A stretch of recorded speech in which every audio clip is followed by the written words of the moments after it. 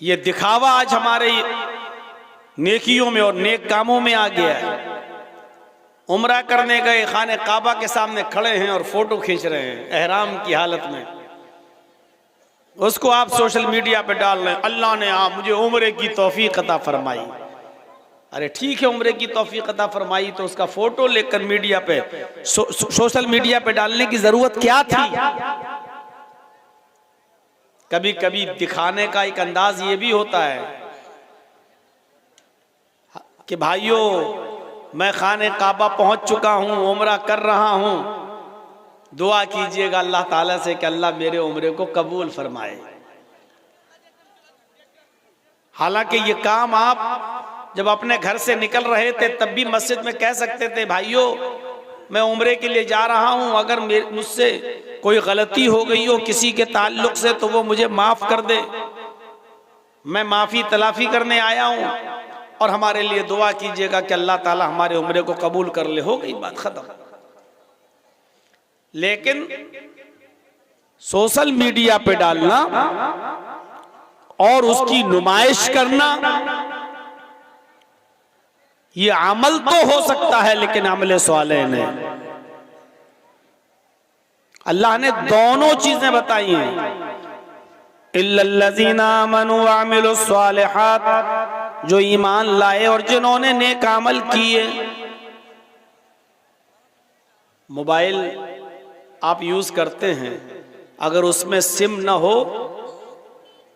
तो आपका मोबाइल काम नहीं करेगा, और आपके पास सिम है लेकिन मोबाइल ना हो तो सिम भी काम नहीं करेगी। महंगा से महंगा मोबाइल खरीद लीजिए आप, कीमती से कीमती मोबाइल ले लीजिए आप, आईफोन ले लीजिए, Z Fold 6 ले लीजिए, सैमसंग का गैलेक्सी, 1.5 लाख, 1 लाख, 1.25 लाख कीमती से कीमती मोबाइल आप यूज करिए, लेकिन उसमें सिम ना हो। अब आप मोबाइल खरीद के लाए, कान में लगा के हेलो हेलो, अब मोबाइल वाले की दुकान पे जाके कहिए साहब ये तो काम ही नहीं कर रहा है, इतना महंगा मोबाइल, 1.5 लाख का मोबाइल और आवाज ही नहीं जा रही है। वो कहेगा बेवकूफ हो क्या, पागल है हो क्या, इसमें आपने सिम डाला? ओह, तो ऐसे मोबाइल से क्या फायदा जो सिम डालना पड़ेगी इसमें। अब वो आपको बहुत मामूली सा जवाब देगा, भैया सिम तो आपको घटिया से घटिया मोबाइल में भी डालना पड़ेगी, चाहे आप चाइना का भी लेके आइए 500-600 रुपए का, उसमें भी आपको सिम डालना पड़ेगी। 1.5 लाख का मोबाइल लेकिन सिम नहीं, बेकार। और सिम ले लीजिए, किसी भी अच्छी कंपनी की ले लीजिए, जियो की ले लीजिए, एयरटेल की ले लीजिए, वोडा की ले लीजिए, आइडिया, कोई भी सिम ले लीजिए आप, और उसमें पर्याप्त बैलेंस भी डाल दीजिए, 5,000, 10,000, 20,000, 50,000 बैलेंस भी अच्छा खासा है उसके अंदर। अब आप सिम को कान में लगा के कहें हेलो हेलो, भाई आवाज नहीं जा रही, मैंने तो इसमें बैलेंस पड़वा लिया यार, अभी तो आपने इसमें 10-20 हजार रुपए डाले हैं, पैसा तो है इसमें, फिर क्या बात है। वो कहेगा तुम पागल लग रहे हो, इलाज कराओ रांची में जाकर, पागल खाने में भर्ती हो जाओ। ये सिम जो है जब तक किसी मोबाइल में नहीं डालोगे तब तक काम नहीं करेगी। मेरे भाइयों, जिस तरह मोबाइल के लिए सिम जरूरी है और सिम के लिए मोबाइल जरूरी है, उसी तरीके से ईमान के लिए अमले स्वाले और अमले स्वाले के लिए ईमान, ये दोनों जरूरी हैं। आज हमारे पास ईमान है लेकिन अमले स्वाले नहीं, गैर मुस्लिमों के पास अमले स्वाले है लेकिन ईमान नहीं, इसलिए बेकार। इल्लल्लज़ीना आमनू व अमिलुस स्वालिहात, जो ईमान लाए और जिन्होंने नेक अमल किए, इनके लिए अल्लाह ने फरमाया फलहुम अज्रुन गैरु ममनून, इनके लिए कभी खत्म न होने वाला अज्र है। और ऐसे ही लोग बाईमान और मोमिन हैं और इज्जत, बुलंदी, बादशाहत, हुकूमत, सरबुलंदी, रिफात ये सब उन्हीं लोगों को मिलेगी जिनके पास ईमान। वला तहिनु वला तहज़नु व अंतुमुल अलौना इन कुंतुम मुमिनीन। मोमिनो तुम गम न करो, मोमिनो तुम मायूस न हो जाओ।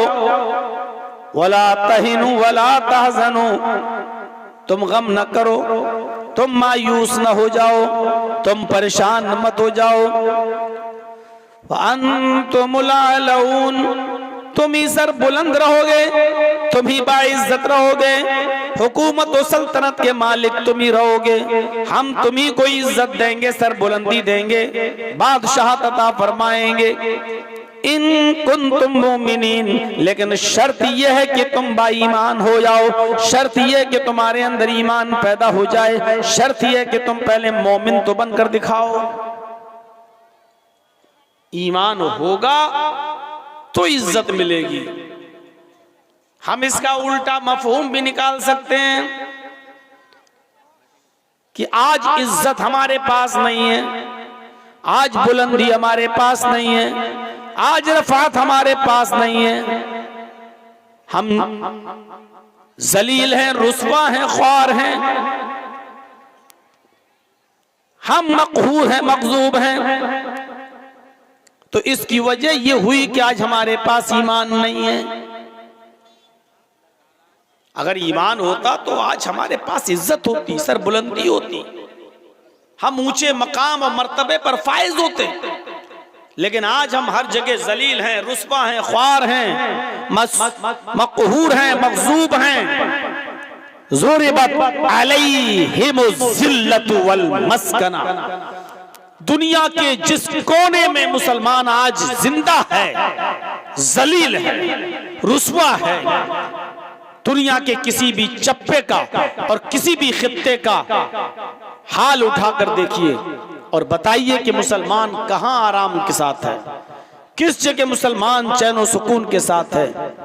इराक का हाल देख लो, सीरिया का हाल देख लो, लबनान का हाल देख लो, दमिश्क का हाल देख लो, उर्दून का हाल देख लो, अलजायर का हाल देख लो, लीबिया का हाल देख लो, ईरान का हाल देख लो। मुझे बताओ पाकिस्तान का हाल देख लो। हिंदुस्तान के अंदर तुम अपने हालात पे नजर डाल लो, आज कहां तुम्हारी इज्जत है, कहां तुम्हारा नाम है, कहां बुलंदी आज हमारी कदम बोसी कर रही है, कहां।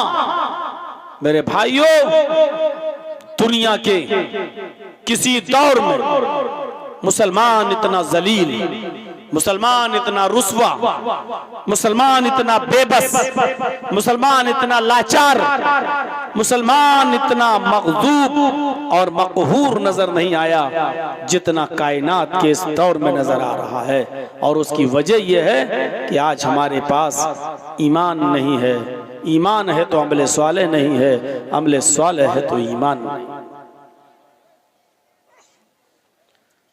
ईमान क्या है? ईमान कहते किसे? अल्लाह के नबी सल्लल्लाहु अलैहि वसल्लम ने तो ईमान की 70 से ज्यादा शाखाएं बताई हैं, ईमान के तो 70 से ज्यादा दर्जे बताए हैं, ईमान के तो 70 से ज्यादा शोबे बताए हैं। अल ईमान बिज़ुन व सबऊन शुअबतन, 70 से ज्यादा शोबे हैं ईमान के। लेकिन 3 शोबों का जिक्र किया है अल्लाह के रसूल ने इस हदीस के अंदर। हम गौर करें क्या ये तीनों चीजें आज हमारे अंदर हैं? 3 चीजों का जिक्र किया है। फ़अफ़ज़लुहा क़ौलु ला इलाहा इल्लल्लाह, ईमान का सबसे अफजल दर्जा, ईमान का सबसे अफजल शोबा यह है कि तुम अपनी जबान से कहो ला इलाहा इल्लल्लाह। वो अदनाहा इमाततुल अज़ानित तरीक़, ईमान का दूसरा दर्जा है जो सबसे कमतर दर्जा है, सबसे नीचा दर्जा है। फरमाया इमाततुल अज़ानित तरीक़, रास्ते में तकलीफ दे चीज पड़ी हुई हो उसको हटा देना। रास्ते में कोई भी ऐसी चीज पड़ी हुई है जिससे दूसरे लोगों को तकलीफ पहुंच सकती है, ऐसी चीजों को जायल कर देना, हटा देना, खत्म कर देना, मिटा देना, ये ईमान का सबसे निचला दर्जा है और इस हदीस की दूसरी चीज है। और तीसरी चीज वल हया शोबतुम मिनल ईमान, हया भी ईमान का एक शोबा है, हया भी ईमान का एक दर्जा है, शर्म व हया। ये तीन चीजों का जिक्र किया है अल्लाह के रसूल ने इस हदीस में, जिसमें पहली चीज है तौहीद। तो अफज़लुहा क़ौलु ला इलाहा इल्लल्लाह, अपनी जबान से ला इलाहा इल्लल्लाह कहते रहो। सिर्फ कह देना काफी नहीं है, वरना ला इलाहा इल्लल्लाह कहने में टाइम ही क्या लगता है, ला इलाहा इल्लल्लाह लो। और किसी गैर मुस्लिम से कहलवाओ तो बहुत से लोग हैं जो आज कह देंगे ला इलाहा इल्लल्लाह। तो ला इलाहा इल्लल्लाह सिर्फ कह देना काफी नहीं है, ला इलाहा इल्लल्लाह को उसके तकाजे और उसके जो मुतालबात हैं उसको पूरा करने का नाम ला इलाहा इल्लल्लाह। जब तक हम ला इलाहा इल्लल्लाह के तकाजे पूरा नहीं करेंगे और उसके मुतालबे पूरा नहीं करेंगे, ला इलाहा इल्लल्लाह का मकसद हल नहीं होगा और हासिल भी नहीं होगा। ला इलाहा इल्लल्लाह यानी ला माबूदा इल्लल्लाह, ला इलाहा इल्लल्लाह यानी ला मतलूबा इल्लल्लाह, ला इलाहा इल्लल्लाह यानी ला मकसूदा इल्लल्लाह, ला इलाहा इल्लल्लाह यानी ला मौजूदा इल्लल्लाह। ये है ला इलाहा इल्लल्लाह का माना। ला इलाहा इल्लल्लाह यानी ला माबूदा इल्लल्लाह, अल्लाह के अलावा हमारा कोई माबूद जिसकी इबादत की जाए अल्लाह के अलावा कोई नहीं है। ला इलाहा इल्लल्लाह यानी ला मतलूबा इल्लल्लाह, अल्लाह के अलावा हमारा कोई मतलूब नहीं है। ला इलाहा इल्लल्लाह यानी ला मकसूदा इल्लल्लाह, अल्लाह के अलावा हमारा किसी और की तरफ कोई कस्द नहीं है, उसके अलावा हमारा कोई मकसूद नहीं है। ला इलाहा इल्लल्लाह यानी ला मौजूदा इल्लल्लाह, अल्लाह के अलावा इस कायनात के अंदर अपने इल्म के एतबार से कोई मौजूद नहीं है, अपने इल्म के एतबार से। अकीदा रखिएगा, अल्लाह नालियों में नहीं है, लेकिन नाली के अंदर क्या चीज पड़ी हुई है अल्लाह को उसका इल्म है। अल्लाह माँ के पेट में नहीं है, लेकिन माँ के पेट में लड़का है या लड़की या कुछ नहीं, अल्लाह को उसका इल्म है। अल्लाह समंदर में नहीं है, लेकिन समंदर में कितनी मछलियां हैं और उन मछलियों के पेट में कितने अंडे हैं, अल्लाह को उसका इल्म है। अल्लाह दरख्तों के ऊपर, पेड़ों के ऊपर नहीं है, लेकिन इस दुनिया में कितने दरख्त हैं और उन दरख्तों में कितने पत्ते हैं, अल्लाह को उसका इल्म है। तो ये अकीदा रखना, ला मौजूदा इल्लल्लाह, अपने इल्म के एतबार से अल्लाह ही हर जगह मौजूद, यानी मुकम्मल और कंप्लीट इल्म अगर किसी को है तो वो जात है अल्लाह की। ये है ला इलाहा इल्लल्लाह का माना। ला इलाहा इल्लल्लाह यानी ला मसजूदा इल्लल्लाह, अल्लाह के अलावा कोई ऐसी हस्ती नहीं है कि जिसको सजदा किया जाए, अल्लाह ही हमारा मसजूद है और उसके अलावा सजदा किसी और के लिए जायज नहीं है। ये है ला इलाहा इल्लल्लाह का माना। हर मुसलमान गौर करे, ईमान की 70 से ज्यादा ब्रांचेस और शाखाएं बताई हैं अल्लाह के नबी ने, और 3 ब्रांचेस का, 3 शाखाओं का जो जिक्र हमने किया है, क्या इन 3 शाखाओं में, 3 शोबों में, क्या सबसे अफजल शोबा ला इलाहा इल्लल्लाह को उसके मुतालबात और उसके तकाजे के साथ हम पूरा उस पर अमल कर रहे हैं? क्या उसके तकाजों को पूरा कर रहे हैं, उसके मुतालबात को पूरा कर रहे हैं? क्या हम अल्लाह को इसी तरीके से मान रहे हैं? ऐसा तो नहीं कि हम ला इलाहा इल्लल्लाह भी कह रहे हैं और मज़ारात पे जाके चादर बिछड़ा रहे हैं। हम ला इलाहा इल्लल्लाह भी कहते जा रहे हैं कि अल्लाह के अलावा कोई माबूद नहीं, और अपनी हाजत रवाई और मुश्किल कुशाई के लिए हम गैरों के आस्थानों पे जाके हम ये भी कहते जा रहे हैं कि बाबा तेरे दर पे आया हूं तो झोला झोली भर के जाऊंगा। हम एक तरफ ला इलाहा इल्लल्लाह भी पढ़ते जा रहे हैं और दूसरी तरफ हम आस्थानों पे जाके सजदा भी कर रहे हैं, गैरुल्लाह के सामने सर भी झुका रहे हैं। हम ला इलाहा इल्लल्लाह पढ़ रहे हैं कि सबसे ज्यादा इल्म अल्लाह को है और इल्म के एतबार से वो हर जगह मौजूद है, और फिर हम यही सिफत हम उसके बंदों में मानकर यह अकीदा भी रख रहे हैं कि हमारे फला फला को भी कयामत तक का इल्म है, हमारे फला फला बुजुर्ग को भी कयामत तक की बात मालूम है। मेरे प्यारे साथियों, अगर ये चीजें हमारे अंदर शामिल हैं तो यकीनन हम ला इलाहा इल्लल्लाह का तकाजा और उसका मुतालबा हम पूरा नहीं कर रहे हैं। ला इलाहा इल्लल्लाह तो वो कलमा है कि उसको पढ़ लेने से क़ब्लल मौत, इसको पढ़ लेने से इंसान जन्नती हो जाता है, और इसको पढ़े बगैर अगर कोई आदमी मर गया हालत कुफ्र में, हालत शिर्क में, तो वो जहन्नमी हो जाता है। ये अकीदा रखिए।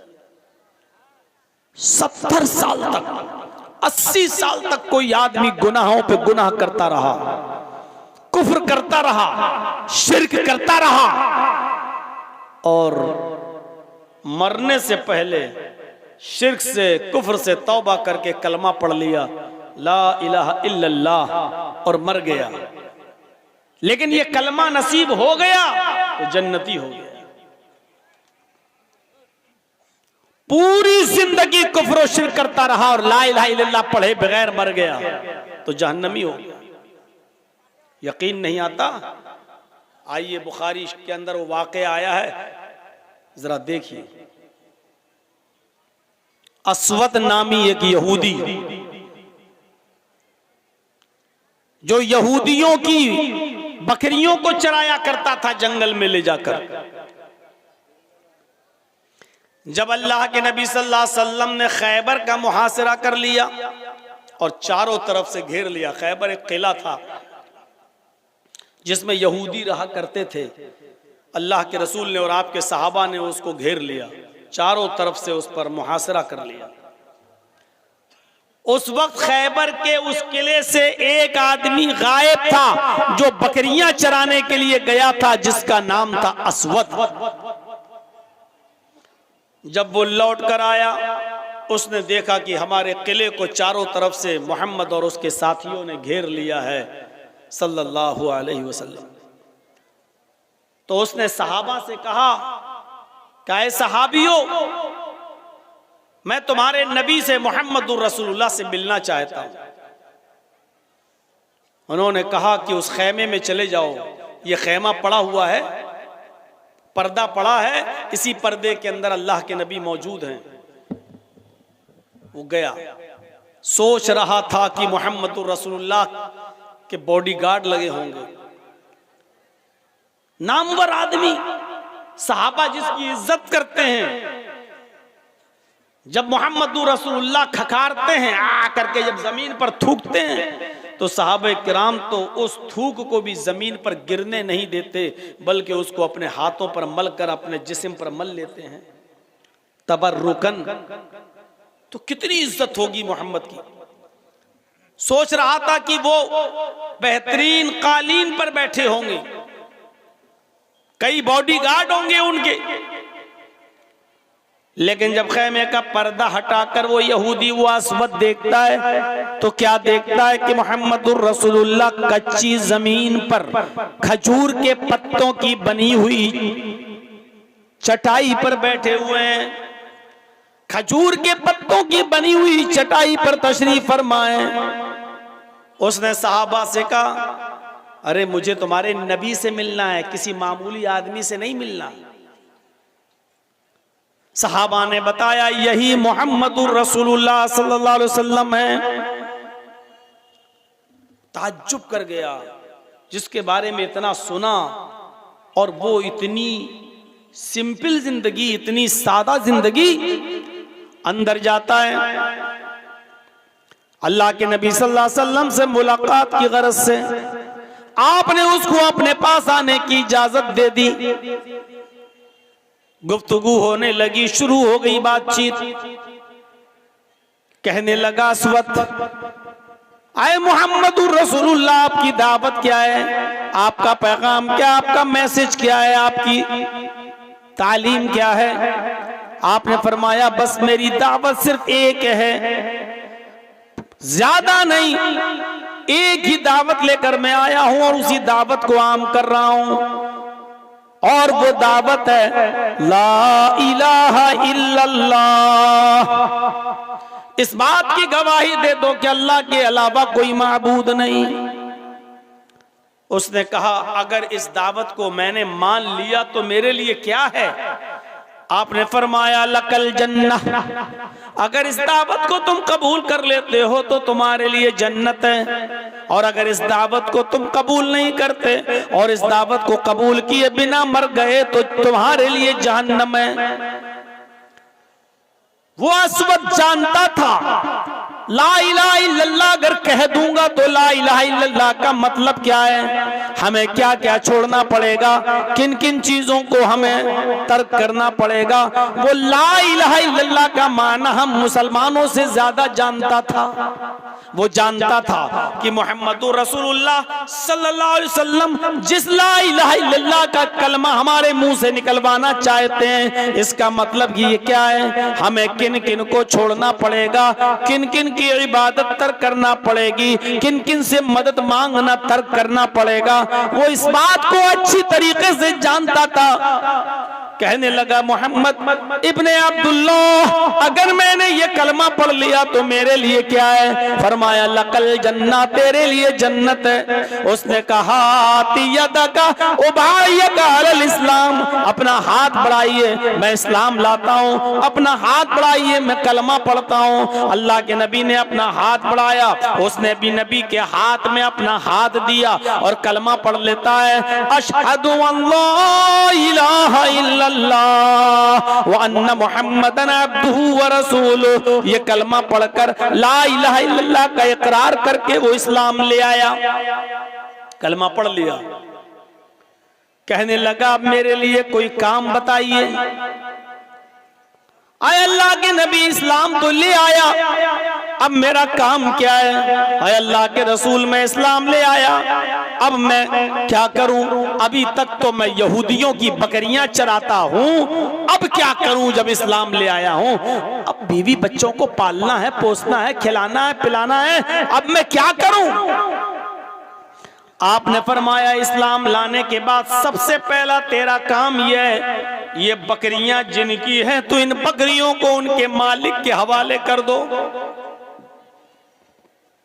आज तो इस्लाम है हमारे पास और मुसलमान हैं हम, फिर भी दूसरों की अमानतें खाए बैठे हैं, दूसरों की जमीन और जायदाद पर कब्जे किए बैठे हैं। अल्लाह के रसूल ने फरमाया कि अगर तुम इस्लाम ला चुके हो, कोई काम करने से पहले तुम्हें कोई काम बताऊं उससे पहले तुम्हारी ड्यूटी ये है कि ये जो बकरियां हैं जिनकी, उनके हवाले कर दो। क्योंकि अगर तुमने कोई भी काम किया लेकिन ये बकरियां तुम्हारे पास रह गईं तो तुम्हारी कोई इबादत कबूल नहीं होगी, पहले इन बकरियों को इनके हवाले करो। अरे हम दूसरों के क्या हक अदा करेंगे। आज तक हमने अपनी बहनों का और अपनी बेटियों का हक अदा नहीं किया है। यहां बैठे हैं बड़े बड़े बूढ़े लोग भी होंगे, अब मरे कि तब मरे, कब्र में पैर लटका है। वो जानते हैं कि 70 साल की मेरी जिंदगी हो चुकी है, 5-6 साल 10 साल भी चल जाऊं तो बहुत बड़ी बात। लेकिन उनसे पूछो क्या तुमने वसीयत कर दी कि मेरे मरने के बाद मेरा तरका, मेरा छूटा हुआ माल मेरी सब औलादों में, बेटे और बेटियों में बराबर बराबर तकसीम होगा। क्या आपने वसीयत की है।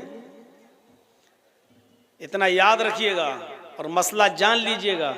अगर आप अपनी जिंदगी में अगर आप देते हैं ना, बंटवारा करते हैं अपनी जिंदगी में, तो आपको सबको बराबर बराबर देना होगा। आपने 10 बाई 10 का रूम अगर लड़के को दिया है तो 10 बाई 10 का रूम आपको अपनी बेटी को भी देना पड़ेगा, क्योंकि जिंदगी में तरका तकसीम नहीं होता, तरका तो मरने के बाद ही तकसीम होता है। लेकिन जिंदगी में अगर आप फैसला करना चाहते हैं कि मेरी जिंदगी में हम अपनी औलाद को दे जाएं, तो आपको बराबर बराबर देना होगा, जितना लड़के को उतना ही लड़की को। हाँ, मरने के बाद एक अलग मामला है, जब आपका तरका तकसीम होगा तो जितना लड़के का हिस्सा है उससे आधा आपकी बेटी को मिलेगा, है वो एक अलग मसले आ जाते हैं। आपने क्या अपनी जिंदगी में इंसाफ किया? क्या आपने अपनी वरासत में अपनी बहन को भी के लिए भी वसीयत की कि मेरी बहन का भी हिस्सा है? मुझे मालूम है पिछली साल जब रमजान का महीना आया था और मैं अपने शहर में इटावा में था, रोजे की हालत में मस्जिद में जब मैं गया जोहर की नमाज के लिए, जुमेरात का दिन था, तो मैं वुजू बना रहा था जब मस्जिद में, तो वुजू से फारिग होने के बाद एक लड़का मसला पूछता है कि मौलाना एक बात बताइए, अभी हम जो कुल्ला कर रहे थे वुजू बनाते वक्त ऐसे पानी, तो कुल्ला करने के बाद जबान में थोड़ा पानी तो लगा ही रहता है। भाई आपने ऐसे लिया पानी, जो कुल्ला किया तो पानी तो थोड़ा सा जबान में लगा ही है। आप दांतों से ऐसे थोड़ी करते हैं, ऐसे थोड़ी करते हैं। आपने पानी लिया, कुल्ला किया, अब जबान में जो पानी लगा रह गया, चिपका रह गया, थूक निगलते वक्त वो पानी जो जबान में चिपका है, अगर वो हलक के रास्ते से पेट में चला जाए तो उससे रोजे पे कोई फर्क पड़ता है कि नहीं पड़ता है? मैंने कहा यार ये तो बड़ा नेक आदमी है, देखो कैसा मसला पूछ रहा है बेचारा। मैंने उससे कहा कि तुमने मसला तो अच्छा पूछा है, लेकिन कल जुमा है, इंशाअल्लाह जुमे के खुतबे में मैं वो मसला बयान करूंगा, सबको फायदा हो जाएगा, तुम्हारे अकेले को क्या है, कल हम जुमे में बता देंगे इंशाअल्लाह। अगले दिन जुमा था, वो पहली सफ में आके बैठा हुआ था कि आज मौलाना साहब मसला बताएंगे और लोगों से मैं कहूंगा कि देखो मैंने पूछा था। मुझे एक दिन का जो मौका मिला, इस एक दिन में मुझे मेरे मोहल्ले के और गांव के लोगों ने बताया मौलाना क्या पूछ रहा था। मैंने कहा कल बताऊंगा इंशाअल्लाह जुमे में। अरे वो तो बड़ा बेईमान आदमी है, बड़ा कमीना आदमी है, वो मसला पूछता है, आपके पास आता है। उसने अपनी बहनों का हक मारा है, अपनी बेटी का हक मारा है, अपने बेटों को दे दिया अपनी जिंदगी में कि जाओ ये तुम्हारा, ये तुम्हारा, और बेटियों की शादी कर दी, उसको कुछ देता ही नहीं, कहता नहीं बेटियों का क्या है, शादी कर तो दी, जहेज दे तो दिया, ना अपनी बहन को दिया ना बेटियों को दिया। अब दूसरे दिन जब जुमे का दिन था, मैंने खुतबा दिया और आधे घंटे का ही खुतबा होता है। मैंने उसी खुतबे में बयान किया कि लोग मसला पूछते हैं, जबान का चिपका हुआ पानी अगर हलक के रास्ते से पेट में चला जाए तो रोजे पे फर्क पड़ता है कि नहीं पड़ता है। इतना अहम सवाल, इतना अहम मसला, लेकिन पूछने वाले लोग ऐसे हैं जो अपने बेटियों का और अपनी बहनों का हक मार के खा गए। वो लोग ये मसला पूछते हैं कि रोजे पे फर्क पड़ता है कि नहीं पड़ता है। मेरे भाइयों, नबी अकरम सल्लल्लाहु अलैहि वसल्लम ने इस्लाम कबूल करने के बाद अस्वद को क्या बताया? आए अस्वद,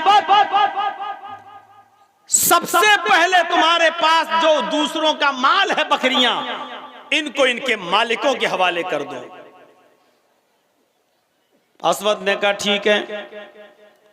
अस्वद उन बकरियों को लेकर गए और खैबर के किले के दरवाजे पर उन बकरियों को छोड़ दिया, क्योंकि वो बकरियों को वहीं तक लाते थे और वहीं छोड़ देते थे, बकरियां वहीं से अपने अपने घर चली जाती थी।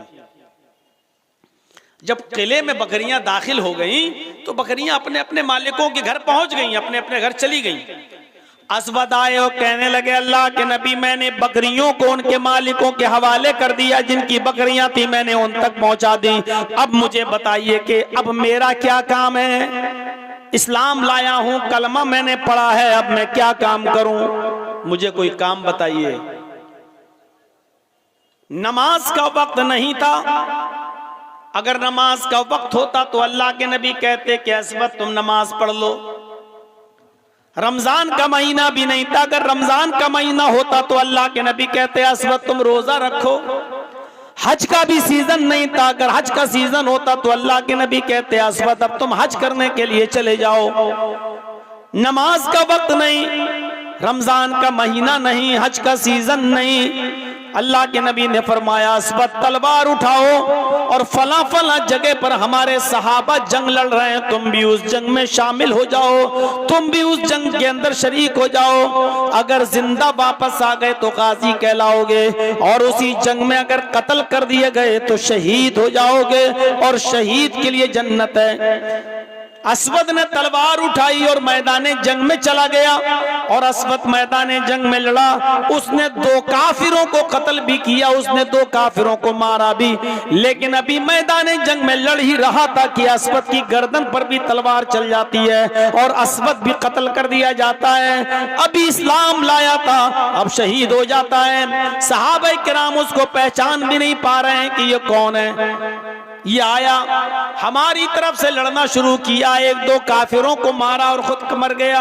ये कौन आदमी है? हम तो इसको जानते नहीं हैं, ये आज ही इसको देख रहा हूं, ये कौन आदमी है? अल्लाह के नबी को बुलाया गया, एक अजनबी आदमी कत्ल कर दिया गया है, हमारी तरफ से लड़ रहा था, मारा गया है। हमें मालूम नहीं कि वो मुसलमान है या नहीं, हम उसको दफन करें या क्या करें, हम उसकी जनाजे की नमाज पढ़ें या ना पढ़ें। अल्लाह के नबी सल्लल्लाहु अलैहि वसल्लम को जब खबर दी गई तो नबी अकरम सल्लल्लाहु अलैहि वसल्लम आए और आने के बाद आपने असवद की लाश देखी, असवद की बॉडी देखी, शहीद पड़ा है, असवद की गर्दन पे तलवार चली हुई है। अल्लाह के नबी की आंखों में आंसू आ गए और रोते हुए फरमाया, सहाबियों ये तुम्हारा भाई है, आज ही तो इस्लाम लाया है, आज ही तो इसने कलमा पढ़ा है, अशहदु अल्ला इलाहा इल्लल्लाह, आज ही तो इसने ये कलमा पढ़कर इस्लाम कबूल किया है और मैदान जंग में आ गया। जिस वक्त इसने कलमा पढ़ा था नमाज का वक्त नहीं था, रमजान का महीना नहीं था, हज का सीजन नहीं था,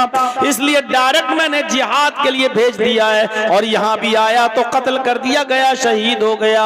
आए मेरे साथियों, आए मेरे सहाबियों, ये पहला वो शख्स है जिसने एक वक्त की भी नमाज नहीं पढ़ी, एक भी रोजा नहीं रखा, एक भी हज नहीं किया, लेकिन अल्लाह ने इसको जन्नत के अंदर दाखिल कर दिया सिर्फ इसलिए कि इसने आज ये कलमा पढ़ा था, अशहदु अल्ला इलाहा इल्लल्लाह।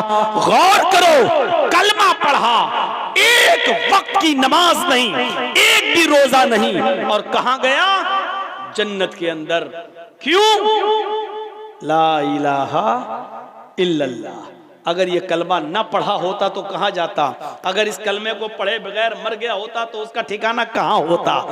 मेरे भाइयों, ये ला इलाहा इल्लल्लाह कोई मामूली जुमला नहीं है। ला इलाहा इल्लल्लाह यही वो कलमा है जो कबलल मौत कोई पढ़ ले, बिफोर डेथ, मरने से पहले अगर कोई इस कलमे को पढ़ ले और इस्लाम ले आए तो वो जन्नती हो जाता है, और इस कलमे को पढ़े बगैर मर जाए तो वो जहन्नम में चला जाता है। ये है इस कलमे की हकीकत।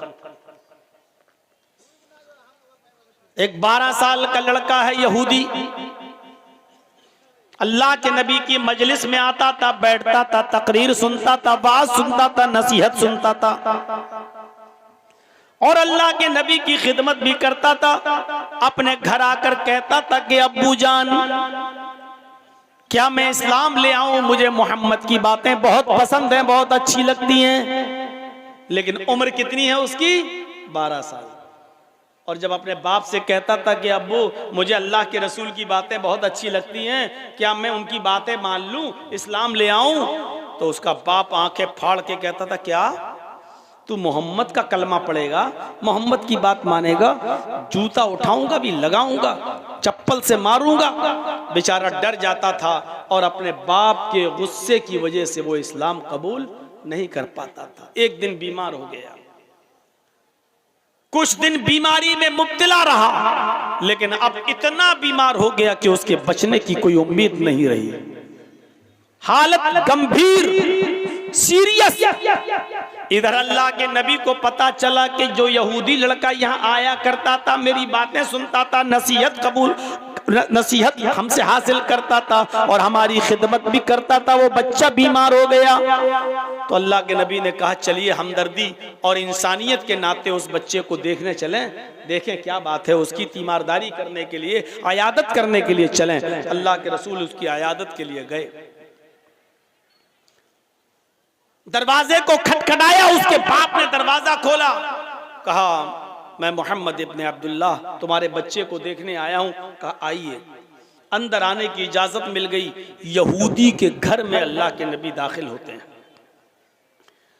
उस बच्चे की हालत देखते हैं, उसकी कंडीशन बड़ी खराब है। आप उसके सर के पास बैठ जाते हैं, उसकी हालत बहुत खराब। अब मरा कि तब मरा, रूह कब से उनसरी से परवास कर जाए। ऐसे मौके पर लोग मरीज को तसल्ली देते हैं, क्या कहते हैं?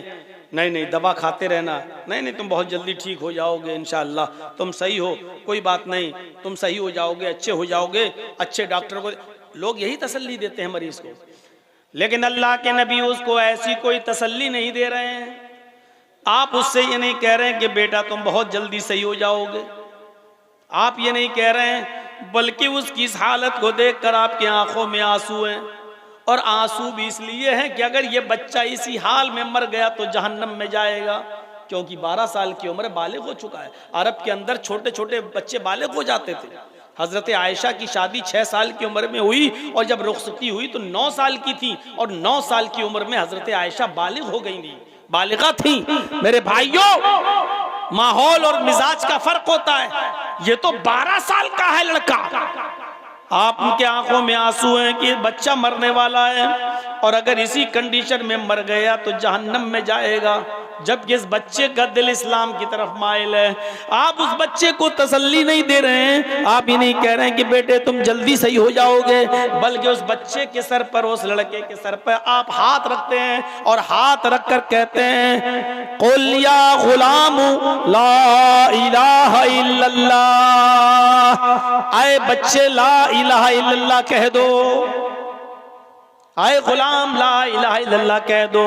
गुलाम अरब के अंदर किसी भी छोटे से बच्चे को भी कहा जाता था। आपने उससे कहा, कुल या गुलाम ला इलाहा इल्लल्लाह, बेटा ला इलाहा इल्लल्लाह पढ़ ले, बच्चे ला इलाहा इल्लल्लाह का इकरार कर ले, पढ़ ले। उसने नबी के चेहरे को देखा, फिर अपने बाप के चेहरे को देखा कि मेरा बाप क्या कहता है। उसके बाप को आज रहम आ गया और बाप कहने लगा कि बेटा तुम्हारा दिल मोहम्मद रसूलुल्लाह की तरफ लगा रहता था, तुम पहले भी यही चाहते थे, तुम्हारा पहले भी यही दिल था कि मैं मोहम्मद रसूलुल्लाह की बातों पर ईमान ले आऊं, और आज भी तुम मुझे देख रहे हो, तुम्हारा आखिरी वक्त है। अरे मेरे बेटे, मैं नहीं चाहता कि मरते वक्त मैं तुम्हारा दिल तोड़ूं। उस बाप की जबान से निकला, अते अबुल कासिम या बुनैया अते अबुल कासिम, ऐ मेरे बेटे तुम अबुल कासिम की बात मान लो, तुम मोहम्मद रसूलुल्लाह की बात मान लो, यानी अल्लाह के नबी तुमसे जो कह रहे हैं तुम उनकी बात मान लो, यानी कलमा पढ़ना चाहो तो कलमा पढ़ लो, मेरी तरफ से अब डरने की जरूरत नहीं है, मैं खुली छूट देता हूं। अब उस बच्चे ने जो 12 साल का था, अपने बाप की परमिशन सुनी, इजाजत सुनी, तो फौरन कहने लगा, अशहदु अल्ला इलाहा इल्लल्लाह, अशहदु अल्ला इलाहा इल्लल्लाह। उसने ये कलमा पढ़ा और कलमा पढ़ते ही वो इस्लाम ले आया, कलमा पढ़ते ही वो मुसलमान हो गया, कलमा पढ़ते ही इस्लाम के दायरे के अंदर वो दाखिल हो गया। और ताज्जुब तो ये कि जैसे ही उसने कलमा पढ़ा, अशहदु अल्ला इलाहा इल्लल्लाह, अभी कलमा निकला ही था कि उसकी कलमे के साथ साथ उसकी रूह भी कब्ज़ उनसुरी से परवास कर गई, उसका इंतकाल भी हो गया। वो यहूदी बच्चा जो अभी कलमा पढ़ा, कलमा पढ़ने के बाद उसका इंतकाल हो गया, उसकी रूह भी निकल गई। सब देख रहे हैं, धड़कनें बंद, सांस बंद। नबी अकरम सल्लल्लाहु अलैहि वसल्लम जो उसके पास बैठे थे, जब आपको यकीन हो गया कि ये बच्चा इंतकाल कर गया, ये बच्चा मर गया, लेकिन अब चेहरे पर रोनापन नहीं, चेहरा बिगड़ा हुआ नहीं, बल्कि आपके चेहरे पर मुस्कुराहट आ गई और आप उसके सर के पास से उठे और खड़े होकर ये जुमले आपने अपनी जबान से अदा किए, अल्हम्दुलिल्लाहिल्लज़ी अनक़ज़हु अनिन्नार। तमाम तारीफें उस अल्लाह के लिए हैं जिसने इस बच्चे को जहन्नम की आग में जलने से बचा लिया।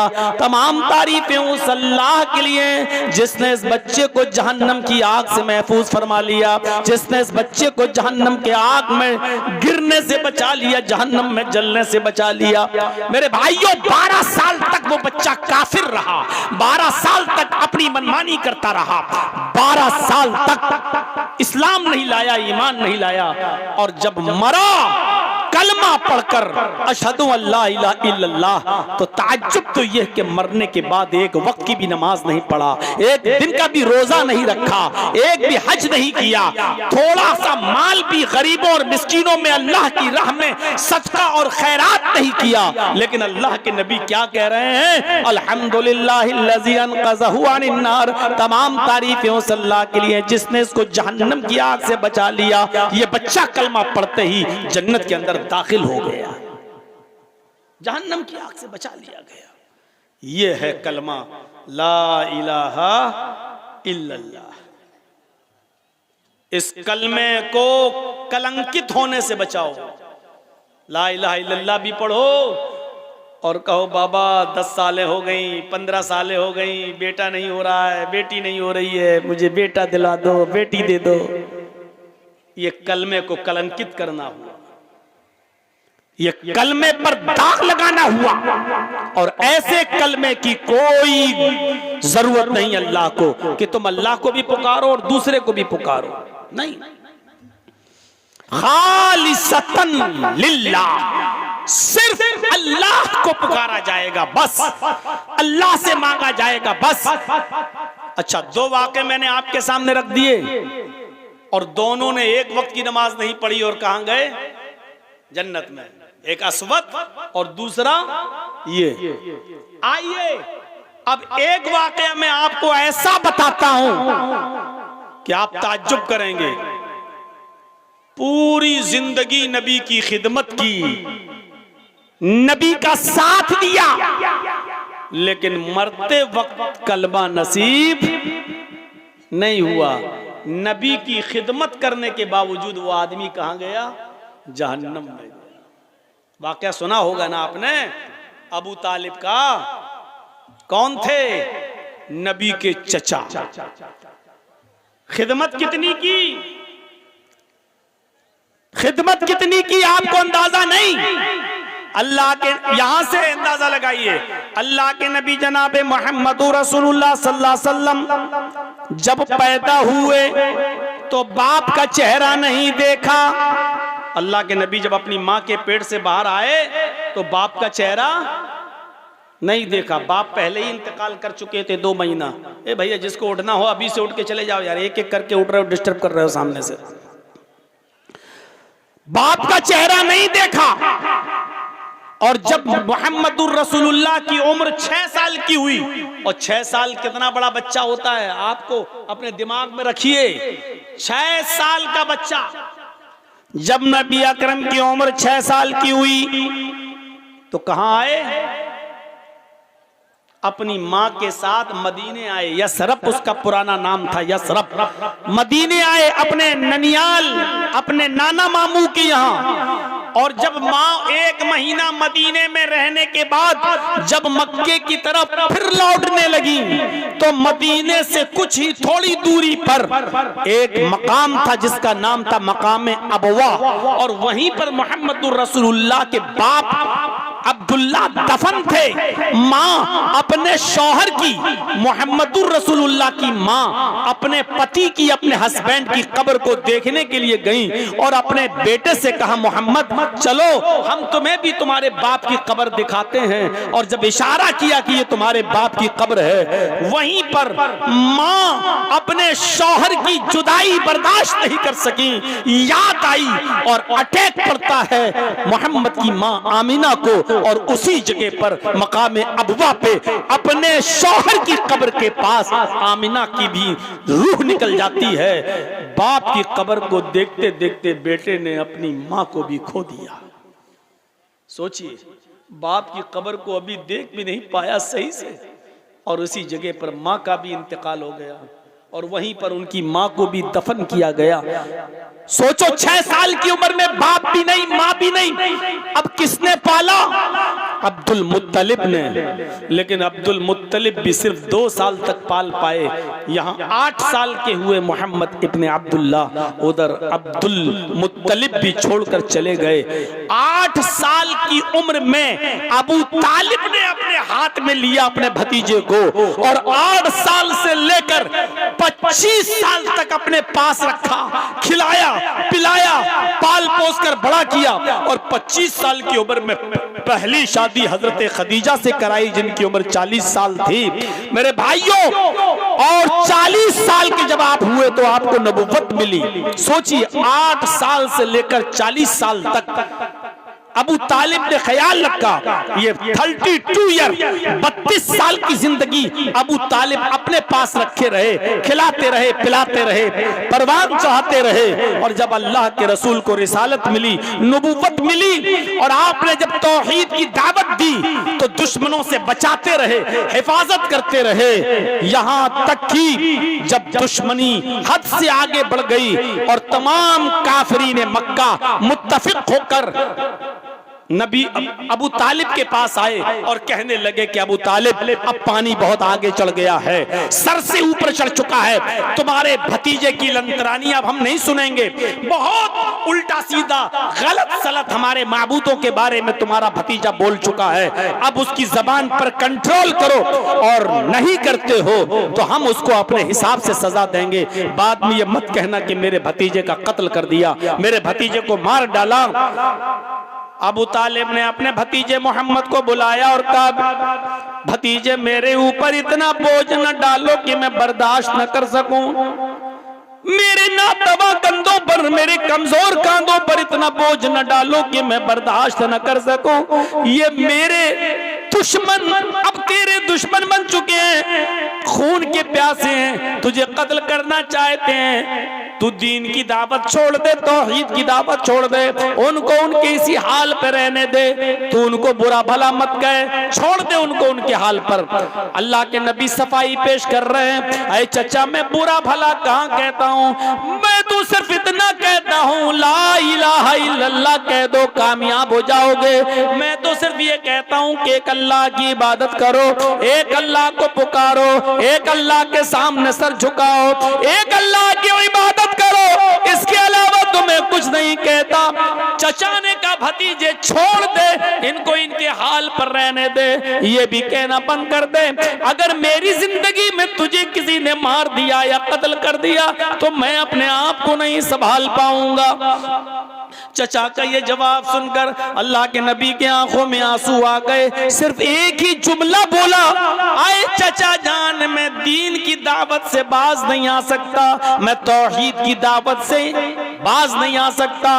अगर ये काफिरीने मक्का सूरज उखाड़ के लाए और दाहिने हाथ पे रख दें, चांद उखाड़ के लाए बाएं हाथ पे लाकर रख दें, फिर भी मैं दावत देता रहूंगा, दीन की तबलीग करता रहूंगा। आपकी आंखों में आंसू थे और आप अपने चचा से ये कहकर जा रहे थे, अगर आपको भी मेरी मदद नहीं करनी है तो हट जाइए रास्ते से, आज के बाद हम आपको तंग नहीं करेंगे, आपके ऊपर बोझ नहीं बनेंगे, मैं जा रहा हूं दूसरी तरफ। जब आपने पीठ फेरी रोते हुए, तो चचा ने आवाज दिया, ए मोहम्मद इब्न अब्दुल्लाह, या अपना अखी, आए मेरे भाई के बेटे, आए मेरे भतीजे, इधर आओ। अल्लाह के नबी आते हैं, जी चचा, मैं तेरी आंख में आंसू भी नहीं देख सकता, तुझे तेरे रब ने जो दावत देकर भेजा है, जा खुलकर वो दावत दे, देखता हूं मेरी जिंदगी में तेरा कौन क्या करता है। तेरे ऊपर खरोंच भी अगर आ गई तो मेरी तलवार मियान से बाहर निकल जाएगी, देखता हूं कि कौन क्या कहता है तुझे। जा, तुझे जो दावत का हुक्म दिया गया है तो उस काम को पूरा कर। चचा ने इजाजत दे दी, बावजूद इसके कि खतरा था कि दुश्मन कहीं मोहम्मद को कत्ल न कर दें। मेरे प्यारे साथियों, दावत देते रहे और एक दिन आया, यही चचा बीमार हो गए, मरजुल मौत में मुब्तला हो गए। आखिरी वक्त आया चचा का, अबू तालिब का, अब मरे कि तब मरे। तो अल्लाह के रसूल अपने चचा के पास बैठ गए, वही आंखों से आंसू आ रहे थे, इसलिए नहीं कि मेरे चचा का इंतकाल का वक्त करीब है, बल्कि इसलिए कि मेरे चचा ने कलमा नहीं पढ़ा है, और बगैर कलमे के अगर ये मेरा चचा इस दुनिया से चला गया तो जहन्नम में जाएगा। आप कहते हैं, कुल या अम्मी ला इलाहा इल्लल्लाह, आए मेरे चचा अपनी जबान से ला इलाहा इल्लल्लाह कह दो, आए मेरे चचा अपनी जबान से ला इलाहा इल्लल्लाह कह दो। और चचा जवाब देते नहीं बेटा। अल्लाह के नबी ने आगे जो जुमला कहा वो सुनिएगा बड़े गौर से।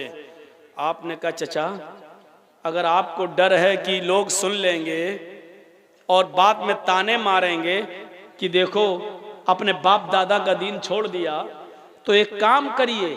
अल्लाह के रसूल ने अपना कान बढ़ा दिया, अपने चचा को उठा लिया और चचा का मुंह अपने कान में लगा दिया और कहा, कुल या अम्मी फी उज़ुनी ला इलाहा इल्लल्लाह, आए मेरे चचा मेरे कान में पढ़ दीजिए ला इलाहा इल्लल्लाह। किसी को पता नहीं चलेगा, हम जाने आप जाने, बस मेरे कान में पढ़ दीजिए, मेरे कान में कह दीजिए ला इलाहा इल्लल्लाह। कयामत के दिन में अल्लाह से गवाही दूंगा, आए अल्लाह मरते वक्त मेरे चचा ने मेरे कान में ला इलाहा इल्लल्लाह पढ़ा, तू बख्श दे, और इंशाअल्लाह मैं अल्लाह से बहस हुज्जत करके आपको बख्शवा लूंगा। अल्लाह के सामने गवाही देकर मैं आपको जन्नती बनवा दूंगा, अल्लाह से सिफारिश करके मैं आपको जन्नत में ले जाऊंगा। मेरे कान में पढ़ दीजिए ला इलाहा इल्लल्लाह, किसी को पता नहीं चलेगा। लेकिन चचा अबू तालिब कहते हैं, भतीजे मैं नहीं चाहता कि मैं मरते वक्त अपने बाप का, अपने दादा का दीन छोड़ूं। आए मेरे भतीजे, मैं नहीं चाहता कि मरने के बाद मेरे लोग ये कहें कि देखो अबू तालिब अपने बाप दादा का दीन छोड़ गया, बददीन होकर मरा, बेदीन होकर मरा। आए मेरे भतीजे, सॉरी, मैं तुम्हारे कान में भी ला इलाहा इल्लल्लाह नहीं पढ़ सकता, मैं चुपके से भी ला इलाहा इल्लल्लाह का इकरार नहीं करूंगा। आए मेरे भतीजे, मैं उसी दीन पे मरना चाहता हूं जो मेरे बाप का, मेरे दादा का दीन था। अबू तालिब ने कलमा नहीं पढ़ा और अबू तालिब का इंतकाल हो गया, बगैर कलमा पढ़े मर गए। पूरी जिंदगी नबी की खिदमत की, पूरी जिंदगी नबी की सेवा की, पूरी जिंदगी नबी को चाहा, पूरी जिंदगी नबी को माना, पूरी जिंदगी नबी का साथ दिया, लेकिन कलमा पढ़े बगैर मर गए। कहां गए? जहन्नम में। और एक बार अल्लाह के रसूल ने हाथ उठाकर दुआ भी की कि आए अल्लाह मेरे चचा को बख्श दे, वो मुझे बहुत चाहता था, मेरी बहुत खिदमत की, मेरी बहुत देख रेख की, अल्लाह मेरे चचा को बख्श दे। अल्लाह ने आसमान से जिब्रील को भेज दिया, ये कहते हुए कि मोहम्मद से कह दो कि किसी मोमिन के लिए जायज नहीं है कि किसी काफिर और मुशरिक के लिए दुआए मगफिरत करे। तेरा चचा हालत कुफ्र में मरा है, वो जहन्नम में जाएगा। 70 मर्तबा भी आए मोहम्मद अपने चचा के लिए तुम दुआ करोगे तो अल्लाह तुम्हारी दुआ कबूल नहीं करेगा। तेरा चचा कलमा पढ़े बगैर मर गया, तेरे चचा को हम जहन्नम ही देंगे, जन्नत नहीं मिल सकती, उसको बख्शेंगे नहीं। अल्लाह ताला ने मोहम्मदुर रसूलुल्लाह की दुआ को रिजेक्ट कर दिया। रद्द कर दिया और कहा कि तुम्हारी दुआ कबूल नहीं की जाएगी। अल्लाह के रसूल ने कहा, अरे अल्लाह, वो मुझे बहुत चाहता था, मेरी बड़ी खिदमत की। तो अल्लाह ने फरमाया, अरे मोहम्मद, तुम्हारी खिदमत की, मानता हूं इस बात को, लेकिन जन्नत नहीं दे सकता, रहेगा तेरा चचा हमेशा जहन्नम के अंदर। हाँ, इतना कर सकता हूं, इतना कर सकता हूं कि तेरे चचा को हम सबसे हल्का अजाब दें, सबसे कम अजाब दें। और अल्लाह के नबी फरमाते हैं कि अल्लाह ताला मेरे चचा को सबसे हल्का अजाब देता है, उनके दोनों पैरों के तलवे के नीचे, ये दोनों पैरों के तलवे के नीचे आग की 2 चिंगारी। चिंगारी जानते हो, चूल्हे में जब लकड़ी जलाते हो तो चिंगारी निकलती है ना, फट से फूटती है एकदम। 2 चिंगारी, एक इस पैर के नीचे और दूसरा दूसरे पैर के नीचे रख दी। बस अल्लाह के नबी फरमाते हैं कि पैर के तलवे के नीचे आग की 2 चिंगारी की वजह से भी यगली मिनहुमा दिमागु, आग की दोनों चिंगारियों से भी मेरे चचा का दिमाग हांडी की तरह खौलता है। ऐसा लगता है जैसे चूल्हे पर पानी रख दिया जाए और खौल रहा हो, उबल रहा हो। ऐसे ही उन दोनों चिंगारी